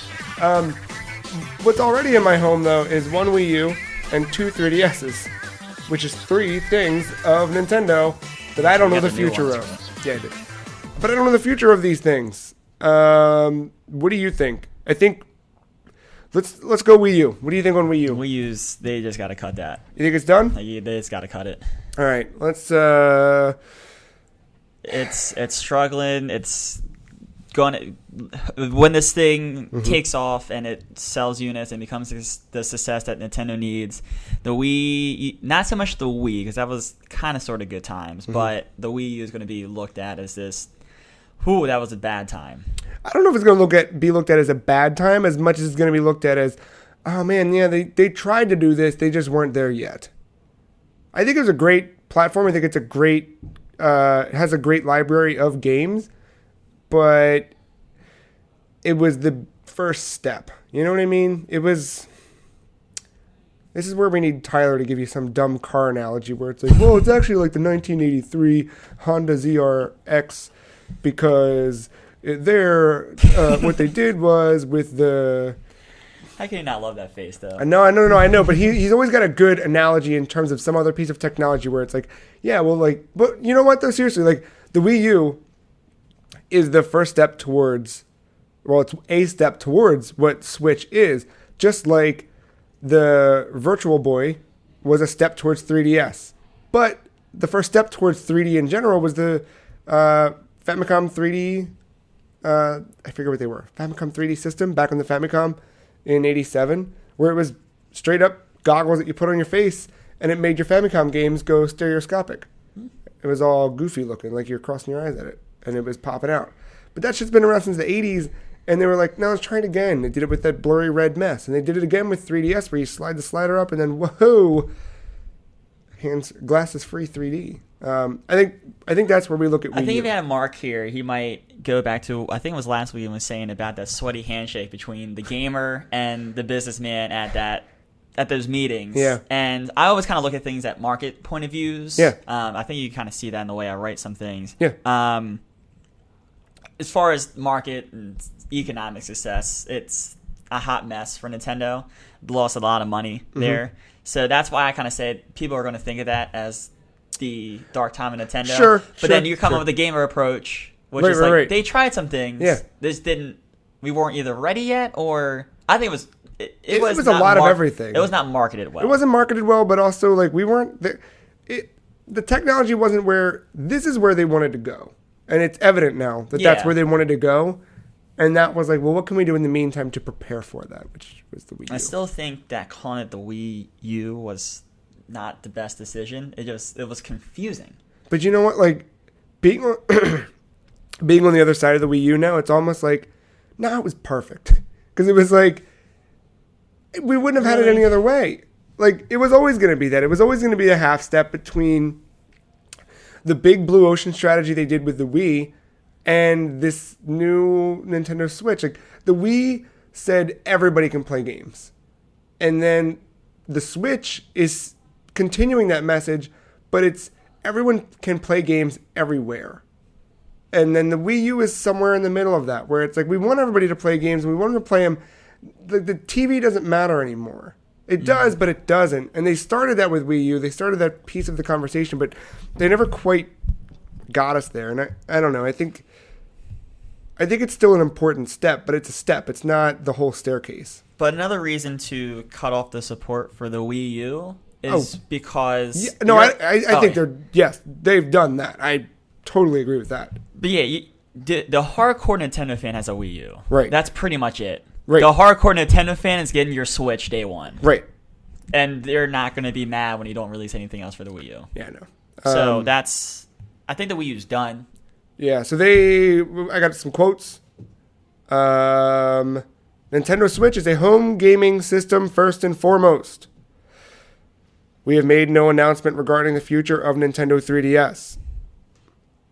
Obviously, with sales of almost 60 million 3DS portables worldwide, there's still a huge hunger for new games such as Pokemon Sun and Pokemon Moon. There are many more games in the pipeline. We have nothing to announce about the production status of Wii U. We announced in April 2016 that as we prepare for the launch of Nintendo Switch in March of 2017, Nintendo will ship 800,000 Wii U hardware units to the global market for this fiscal year. As a result, the inventory of Wii U hardware at retail will become harder to find. We encourage anyone who wants Wii U to communicate with their preferred retail outlet to monitor availability. So I think they were like, I think back in March, or rather April, they were like, hey, this is kind of it. We're going to do another thing in March of next year. If you want a Wii U, go buy one. I think the 3DS specific direct that they did on September 1st was very much, hey, Wii U's going to be gone. We have a new home console, but we still have all these games. And I think the other piece is, we talked about Wii U. I think, yeah, it's done. They've said it. We know it. We kind of knew it for a long time before, whatever. But 3DS, where does that stand? That's a tricky one. Obviously, they're still making games, right? And they're saying that Switch it's designed for both play in the home and on the go, but it's a home, quote from them, it is a home gaming system first and foremost. This is a great case study. It really is on what they're going to do with the 3DS. And it's almost kind of like the exact opposite of the Vita. Right. Where the PS3, or like, there was transition from home consoles to PS3 and PS4. PS3, it finally got there, but it took a while. Yeah. And there was a little bit of bad Sony left in the PS3, and you can see part of that bad Sony in Vita. Mm-hmm. And then transition to PS4, and everyone's back on board with Sony. Mm-hmm. Everyone's back on board. Everyone's excited. And then the Vita support kind of like fell on the wayside. Right. It's now you're kind of seeing this again, where it's like the Vita itself started off slow, and they were hoping the PS4 would grow the sales. Mm-hmm. Now you have a slow selling Wii U. Mm-hmm. 3DS sales are through the roof. Mm-hmm. Are they going to come down finally? Is that going to be the death of it? That's where I was trying to get with that. I kind of went the wrong way there. So I'm having flashbacks to the GameCube and Game Boy Advance days when they then announced the Nintendo DS. And they announced it as a third pillar. Where, no, the DS is not the replacement for the Game Boy Advance. We still have plenty of titles planned for the Game Boy Advance. And they had this whole third pillar idea. I don't think that this is a third pillar, right? We're still on a two-pillar system here, mm-hmm. because this is replacing the Wii U. I don't know why I'm leaving the middle finger up now. It's to the Wii U. It's okay. No, I love Wii U. But they're replacing Wii U with this 3DS. We're in a weird thing. We're in a really weird thing, because you just can't cut out that market. There's too much there, and it's a big middle finger to those people if you just cut it out. I think you're going to kind of see itself dwindle down. I think you will. I think that it already has. Like, if you look at the DS numbers were, I think, like somewhere around like 140 million, and 3DS is at about 60 million. 3DS got off to that bad start, though. It was only a year, unlike the Vita. The Vita got off to a slow start and never picked up. But then it was, they did that virtual console thing. They kind of, there was a lot of stuff that went into the 3DS launch year 2 that revived it. And it did, they did a really, really good, great relaunch, and it went really well for them. But even still, even if it's at its best, I mean, they've dropped the price of the 2DS so that it's, I mean, I'm probably going to get it here. It's next to nothing to just buy. You can get into this platform for less than $100, which is amazing. And I think even still, they've yet to breach 60 million people. And I think that's just indicative of the fact that we have phones in our pockets, way different than we had when the Game Boy Advance, DS were out. Is that even the DS? Yeah. All of the, who's your, is it 70-year-old Betty? 7-year-old Betty, yep.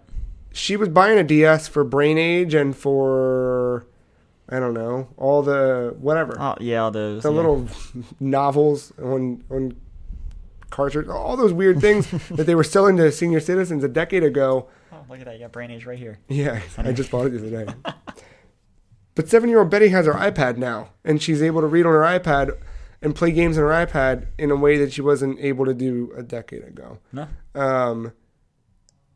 She doesn't need a DS, and I think that market is gone in terms of like the potential for grabbing a big market like that. So I don't know what a dedicated handheld looks like anymore.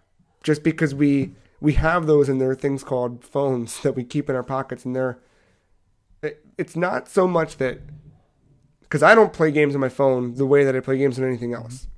I rarely play a game on my phone, and when I do, it's a different experience. It's something that I do to pass time instead of like an active, I can't wait to play this. Yeah, it's one of those things. I think it's just we're so used to that physical controller. Yeah. Because I don't like doing it either. Yeah. There are certain things that make sense on a phone, and I enjoy them on a phone, but I'm still not, whatever.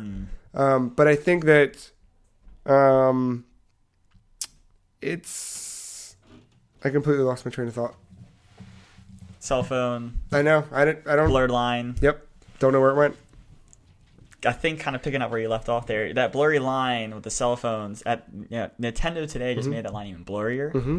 So I think the 3DS is going to be around. It's still going to be a major factor. And once you start seeing the attach rates, the sales are going to come down regardless, just because this new portable device. But once you kind of start, the support itself is just going to die off as the numbers for the Switch pick up. Yeah. And I think that is just going to be a natural thing. Yeah. Where you kind of saw that with the PS2. Right. It just naturally... Sony still supported God of War 2. That's came after the PS3 was released. But market kind of dictated itself. Sony said it was time to move on for PS2 after there was just nothing kind of left to do with it. And I think that you're going to see a similar thing with the 3DS. I'm curious to see what happens to something. Like they talked about Pokemon Sun and Pokemon Moon. What happens to the Pokemon franchise? Because was it Masuda or somebody else from the Pokemon company that said, yeah, we're developing stuff for NX. But it could be does that mean the next traditional Pokemon game? I was going to say, it could be something like Stadium again. Right. Because you got this whole new Pokedex aspect to it now. You should probably be able to import that to the Stadium in some capacity. Yeah. But there's a lot more you can do now. Yeah. But if I don't know. We're in a very, very, very weird... And we're just getting a new Pokemon game. Are they yearly now, or is it every 2 years? It depends. This one is... Nah. It was weird. We had X in 2013. We had Alpha Sapphire, X and Y in 2013. Alpha Sapphire, Omega Ruby in 2014. Nothing last year. And then Sun and Moon this year. The Alpha Sapphire... Those are re-releases. Those essentially Leaf Green again, right? They were basically, yeah. They were the Sapphire and... Yeah, they were those... Yeah, they were the Leaf Green equivalent, but they were done in the X and Y engine. Oh, okay. So it's all like 3D models. But yeah, I mean, if the next... Yeah, the Pokemon's a year out. The next one is a year out from now. Yeah, they're kind of... Hands are tied. They're already mid-development. But 2 years from now, they're probably still on the drawing board. Here's where 3DS comes in, to me. Okay. If you look at the new 3DS, and you look at all of the buttons and all the things that are on there, if you remember a little thing where you made the 3DS, and I've said this a billion times, but the 3DS was a game controller for Wii U Smash Brothers. Could I not use my 3DS as a controller for the Switch? I don't see why not. And also... Another argument for keeping it as a dedicated portable system. We've not talked about this at all. What's the Switch's battery life when it's not docked? Yeah. What does that look like? For me, I don't care. Because I'm only going to play it here or at work. Pretty much. For the most part. That's where right? I'm at probably, yep. And there's plenty of chargers, plenty of outlets, and plenty of whatever. But there are those times where I'm on the couch and I'm not close to an outlet. So what does that look like? So I don't know. What is a... Well, you're on your couch. It should be on your dock. So you're playing on the TV, of course. But again, if Katie's watching something and but I don't know. There might still be a place for the dedicated handheld, but I think it's definitely getting smaller and smaller. It's one of those things. It's going to be hard to predict now, but the market, of course, as always, will dictate itself. And Nintendo, I can't believe I'm saying this, but it seems like they're getting smart. And I think they're going to follow a trend. Time will tell. Time will tell. We talked before about Miiverse keeping its way across. There's another thing that I would like to absolutely remain on It has to. Nintendo's platform, and that's called Virtual Console, which debuted with the Wii back in 2006, which once it was... did you have a Wii? Oh, yeah. I got mine... I actually played that, too. Yeah. I got mine day one. It was the first console I bought with my own money, and now that I remember that, I'm lying. It wasn't my own money. But my brother, myself, and a bunch of my friends, we camped out at Best Buy in the freezing cold. They yelled at us and said we couldn't sit at this Best Buy because the property manager didn't like people loitering. Of course. Apparently people that camped out for the PS3 2 nights before were beating the shit out of each other or something. I don't know. Damn, so many people. So they didn't want us there. So we left for a while and played Smash and came back, and then we were in sleeping bags just freezing outside of this place because it was November 18th, I think. It was cold. But first in line, like all our little group, we got our Wiis, went home, played Twilight Princess that whole month. But I was so excited for Twilight Princess to be over, not because I wanted it to be over, but because by the time I was wrapping it up, we were nearing Christmas. And the day after Christmas was the day the Virtual Console launched. We had Super Mario Brothers. It's the first game they put on there. I think. I might be wrong about that. I don't remember. I just remember the Virtual Console becoming a thing. But it was a thing, and it was real, and it was the most exciting hidden feature. Like, it was a thing that, like, no one was... Everyone was talking about Wii Sports, and Twilight Princess was the big deal. But, like, Virtual Console was like, holy shit, I can play all these things again in an official way with this... It was so cool. And they've brought it on, but it's always gotten worse. So it followed from the Wii to the 3DS. But the 3DS stripped away a lot of it. So no longer do we have Genesis games or N64 games or Super Nintendo games. We had NES games. We gained Game Boy and Game Boy Color games, but we lost a lot of the stuff. TurboGrafx gone. And we had to rebuy them all again. And the library was different, and the emulation was different, and whatever. Wii U comes around. We don't get Virtual Console for a while after launch. And when we do, you've been playing it on there, right? It's muddied. It's like darker than it should be. It's not... Yeah, it's weird. I just got in, tried to hit search, find it, found it, typed in Castlevania, I was on my way. But it just doesn't... It looks fine. It just doesn't look great. Not when you look at it, when you're playing it, it's fine. But when you look at it, how it's meant to look, where it's much brighter, you're like, what happened to the virtual... What happened here? What are you doing? But again, we never got our Sega stuff back. We never got whatever. We did add DS stuff and GBA stuff, which was a nice change, but still weird. I was shocked when you told me that Aria of Sorrow was only available pretty much for me on a Wii U. Yeah. Wow. Yeah, you'd think GBA would be on the handheld. Oh, because I was thinking about getting a 2DS just for that sole purpose. And then, nope. No, not at all. So I have to wonder, what the hell does Virtual Console look like on Switch? Nintendo's doing everything right. It's going to be everything. So, with My Nintendo, their new Club Nintendo service, does that pull in my purchase history on Switch? Does it certainly hope so. Does it know that I have Castlevania, that I bought Castlevania on my 3DS and on my Wii U separately? And do I get that for $0 on Switch? It better, because PS3's marketplace did it very easily. But we've had all these different types of account systems. And that's... because I'm still buying things separately on both. Yeah, I have a unified wallet finally. We did that a couple years ago where everything's under the same thing. If I add $20 to one, it's available on the other. But purchases are, they treat their software independent on each platform. You can't do that anymore. You just can't. Okay, so do they carry across, or is it, hey, this is the last time we promise, and I have to buy Castlevania again for $5? I would say, realistically, what's probably going to happen is Wii U stuff will probably carry over. 3DS stuff you might have to buy again. Okay. My hope is they will somehow figure out something in the stratosphere of the Nintendo online system to figure out what you've bought. Mm-hmm. And, especially if you bought it twice, maybe some kind of reward. That would be ideal, but I think realistically, you're going to try to carry over from the Wii U and whatever else. Better luck next time. Yeah. It's just it's painful that you're telling me that because I'm not too familiar with the Nintendo Virtual Console system right now. I've never had to deal with it really. Yeah, besides on the Wii. And then, I play on my Vita, on my PS4, and I get this cross-buy, and it's just super easy. One time, and it just knows, as people give shit on the PSN for what it is, but... No, but that's been great. I mean, it's how it should work. You buy it once, it's yours. Yeah, and then... If there is a cross-buy version available, you get them on both. Yeah. Sometimes it doesn't happen, like the upcoming World of Final Fantasy. I got to buy it twice if I want it on both platforms. I can cross-save, but...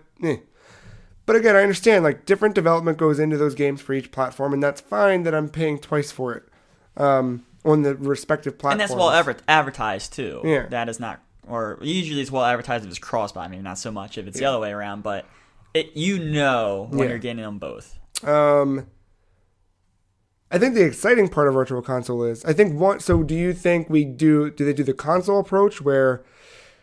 But see, they've kind of blurred the lines with that already, where they've put GBA and DS stuff on Wii U. But I think the exciting thing is potentially every first-party Nintendo game that ever was is now everywhere I am.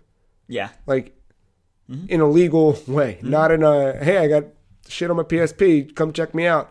It's straight up like everything from Kid Icarus on NES to Super Mario 64. Do we get GameCube support? God, I hope so. I hope so. Be great. I'm trying to think what I would play immediately on GameCube. Luigi's Mansion? No. What would it be? I haven't played that. I would immediately go to Brawl, but God, that Melee? new Smash. Yeah. That's a mistake. Sorry. Yeah, Melee. Yeah. But no, I love the new Super Smash Brothers so much. I know. I do. That's very, very well done. Yeah. I don't think you're going to blur the line because you have to remember, the Wii U does a good job of the Game Boy Advance games. Yes, you can play on your TV if you want the giant pixels, or you can play it on the handheld. Yes, it's still stretched a little bit, but it looks a little bit better. Yeah. I think the same approach would go for the Switch, where yes, you can get the TV where it's real big and it might not look the greatest, but it's there if you want it, or you just pick up your screen, instantly go to the screen, and just pick up and play from there on a tinier screen that won't blow up the picture too much. Yeah. I would ask for some scaling options, but that might be a little bit too much. No, I need that. That needs to be an absolute... That has to be, like, primary... My list of priorities, transfer my purchases.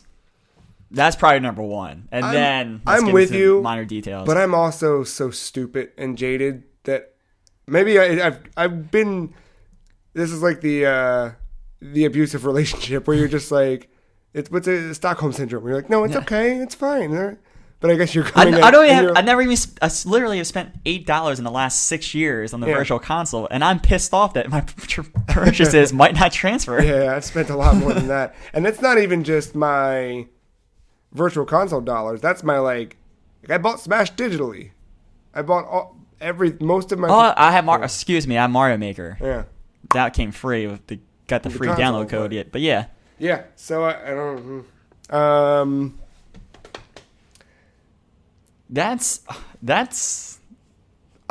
concerning. Here's what I want. These are the two things that I need. I require. Three things. I know that about the online stuff. I would have put that. Here's the three things I want.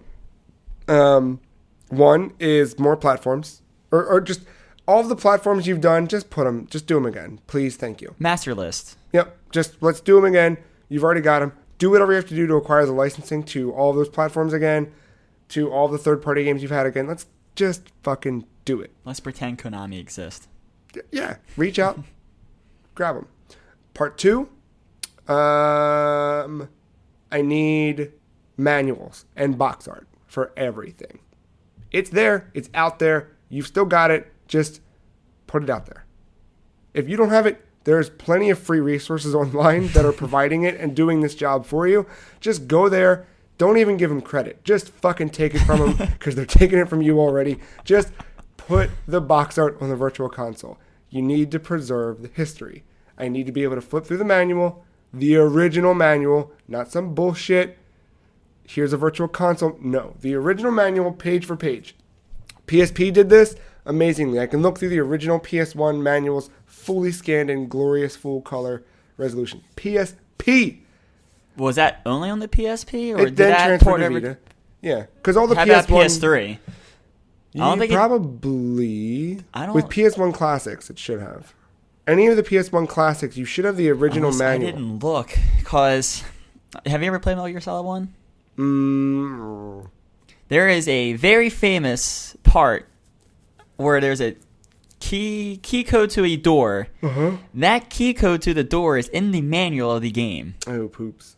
And I could have swore there was no way for me to obtain it on my PS. Now, granted, like I said, I played on PS3, not PSP, not PS Vita. But even still, PS3, I think you hit the PlayStation button and you get the Maybe little... I was lazy. Maybe. But I looked it up online. Yeah. And I was like, oh, good. Yeah, but no, yeah, we need that. Just from a historical point of view, like to preserve those things and keep them around forever. But also for stuff like that where it's like... Or how about like a new game? Like, they don't explain story to you in those types of games. The story is in the first two pages of the manual. Exactly. And that's cool, like, to go back and visit those things. And then part 3, you're right, is display options. I don't need to configure the controller necessarily. I had to. I went back to Aria Sorrow, where it was A to attack and B to jump. After I just played Symphony with X to jump and circle, I switched that right away. As soon as I saw that, jump for joy. Yeah. Okay, customizable please. controls. But also display options. Like, if I want to stretch it out and make it look all washed out and weird, fine. But give me a pixel perfect mode where I can, like, the original resolution. Yeah, a little jarring to do the original aspect on my Vita and then go into the gamepad where it was stretched. I got used to it. It was fine. Yeah. There was bigger concerns when I launched that game. Jump was B. Right, yeah. Attack was A. Yep, not going to do it. So by the time I figured out the controller thing, I could switch it. I was already not concerned with the graphics at that point. Yeah. You get used to it. But you're right, like that stuff. But if we could do those 3 things, give me all the platforms you can do, plus GameCube. Give me, because they're doing Wii, but not GameCube on Wii U. Well, probably the architecture is pretty similar between the Wii U and the Wii. It probably makes the emulation easier. But the Wii had GameCube. No, they had a separate chip there in there that did GameCube stuff. And then they removed that for subsequent Wii releases. I don't know. But still, figure it out. Just whatever you're going to do, figure it out. Yeah. Take the Pokemon Go money and go do that. I know they only get like $1 from that. But just steal it from the Pokemon company. They won't mind. One, I just thought about this. How can you do Wii or Wii U stuff on the Switch? You can't. You don't have the motion controllers. So that, too, we didn't talk about that. I have not seen anyone waggle or wave. I don't want to see a waggle or a wave. Maybe a touchscreen. Yeah. I'll take that. I don't mind the touch. Especially because there was that, I haven't even brought this up with you. Hearthstone did that joke tweet that people kind of mistook that Hearthstone might be coming to NX. It's not going to be possible, though, without a touchscreen. At least, well, it might be. It's going to be clunky UI. Yeah. So, if that's a touchscreen and that, like, Blizzard now on board, maybe. I think it was more of a joke tweet because of the way they did, like, the innkeeper peeking out from behind the curtain. It was like the teaser, Mario. But if that's touchscreen, that's a possibility, too, of bringing over, like, your cell phone mobile games. Stuff from the App Store or the Google Play Store. I did see DNA was on their list of developers, and DNA is the one doing all of their mobile stuff. So I don't know. I don't think it's touchscreen though. That's something you would show in the trailer, I think. Yeah, I feel like you would have seen a poke. Yeah, at least one. Yeah, but that's fine. It's okay. But no, I don't want to see a waggle. Don't want to see none of that. No. Absolutely zero. I'm done with that. Unless I have a VR headset on my head. If you go back, there's an article called "What is NX?" On the freecheese.com. It's going to give it to you. That's what it is. And I said they need to take the best of the Game Boy Advance and the best of the Vita and make it into another machine. I think that's what this is. Like, fuck a touchscreen. That's fine. We don't need it. Make it sleek and sexy like the Vita was, but just give me simple left side, right side like the Game Boy Advance. I think that's what we're getting, but we're getting it as a home platform, which is cool. It's really intriguing. I know. The hardware is there. It's just software. Speaking of software, let's talk launch. Launch window? Look, give me a game. What game is your... What's your high, lofty... Oh man, if I could have one game, it would be... Super Mario Galaxy 3. Really? So that Mario game, you want that one to be Super Mario, or this is just? Oh, if you're thinking like hypothetical fantasy, if I wanted to switch day one, Galaxy 3. Galaxy 3. Shit. Galaxy 3, definitely. I don't even know what mine is. Maybe. I mean, you can always think third party adventure, like maybe like a port or something like that. I think my big one. I think the one that I always forget about and come back to, but Animal Crossing. Okay. I've never played a console Animal Crossing, but I always hear everyone's stories about the GameCube Animal Crossing and what that did for just folks who lived in the same physical house that would play that game. I think that could be a really, really neat launch title, or just a game to have on a platform like this specifically, because I loved Animal Crossing New Leaf, and I sunk so many hundreds of hours. That was a 3DS one, right? Yeah. Mm-hmm. And if I had that in a way where I can come home and see what's going on in Katie's town, and then, same thing, and I can go to work, and while I'm at work, we're sitting in the back, and I can have mine, and then, let me just jump over to Matt's town and see what's going on. Like, that's a really neat concept, and that franchise is really, really, I don't know. It's different, but I think we need that. Yeah, I don't think I want a port of anything specific. I mean, now granted, of course, there was a bombshell, something like a Fallout 5 that came out day one. Yeah, that obviously that, but I don't think I need any. I don't want a port because I already played those things. I want something new, and I want a unique thing that Nintendo can only give me. And God, if it's another Galaxy, oh God, I will be in the line with you. So those are our hypotheticals. What do you think practically is a good safe bet for launch? I think all signs point to Zelda. Yeah. That's going to be day one with the Switch. I agree. I think Mario Kart will be there. You have to have a good Mario or a good multiplayer game. Mario Kart makes so much sense. If we were kind of discussing about the ports up from the Wii U to the Switch. There is a port ready to go of Mario Kart, Smash, Splatoon, all these things. A lot of us, never. Well, I play Smash over people's houses, but I've never played those games. Mm-hmm. Now all of a sudden, you re-release those. Mm-hmm. I have a new Zelda, the brand new Zelda. It's what the PS4 generation and Xbox One generation did with all of the PS3 stuff, where it's like, let's just it was compatible, yeah, and then same idea. All that stuff right there with a brand new audience. People are going to want this. If this, like I said, the third party support has to be there. Mm-hmm. Nintendo's going to come with their heavy hitters right away. Mm-hmm. They have to. Mm-hmm. The heavy hitters are there to start off with. Mm-hmm. I got and 4 of them reports. I got 5 games now ready for me at launch of the Switch. I just remembered something. How are you going to do Mario Maker if it's not touch? Oh, maybe that's why you need your 3DS.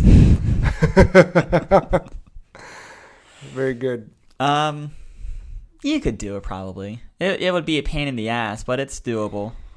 I mean, maybe that's why you have a new Mario game.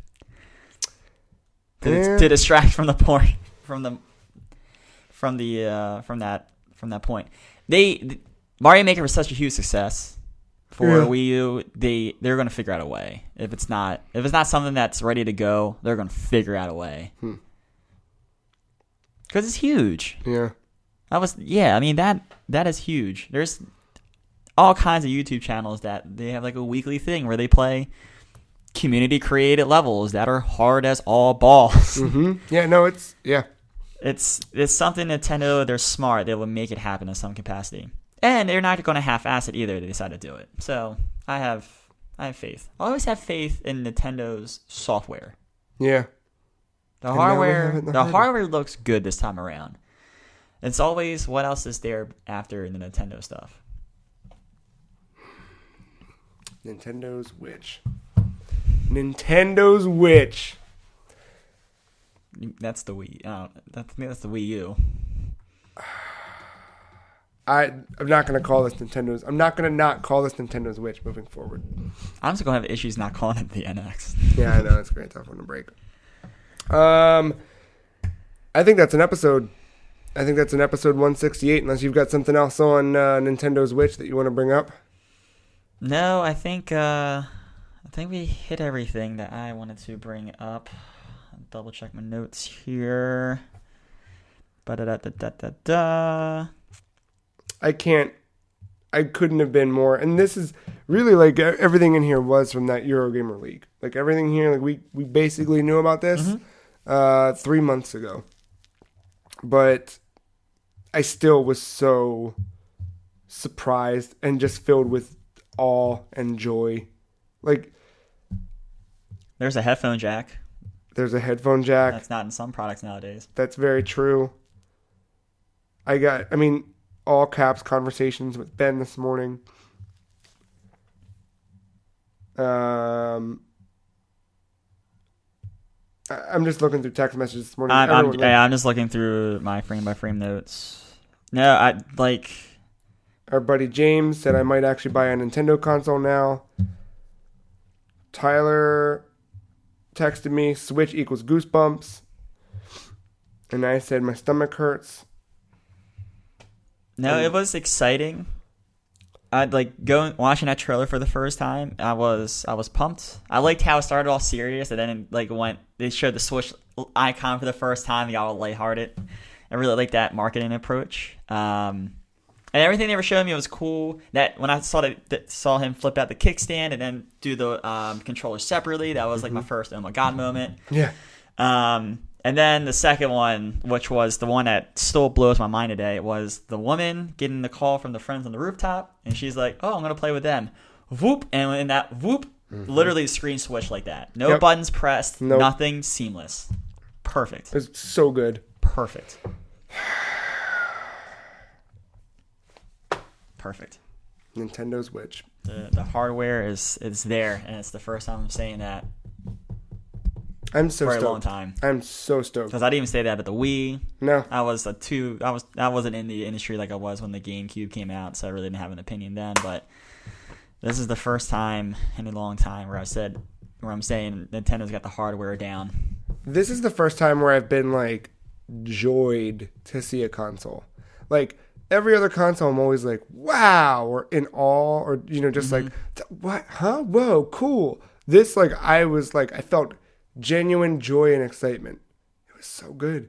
It was such a pure, good feeling. Pure. How did you feel about the way they did it? Just the trailer, nothing else. Perfect. I think it was perfect too. Because last night, they announced that, hey, tomorrow morning, get your first preview of Codename NX. And I was grabbing any information I could, so I went to their Japanese Twitter and saw a tweet that said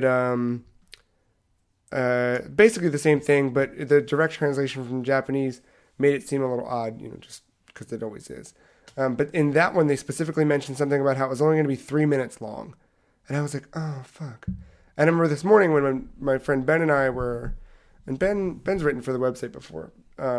Folks should know Ben. If you don't, you go find him. I was texting Ben, and Ben was like, we're both so excited, just and I wanted to tell him that I was upset that it's only going to be 3 minutes, but I didn't want to be the one to tell Ben it was only going to be 3 minutes if he didn't know. So I just didn't say anything.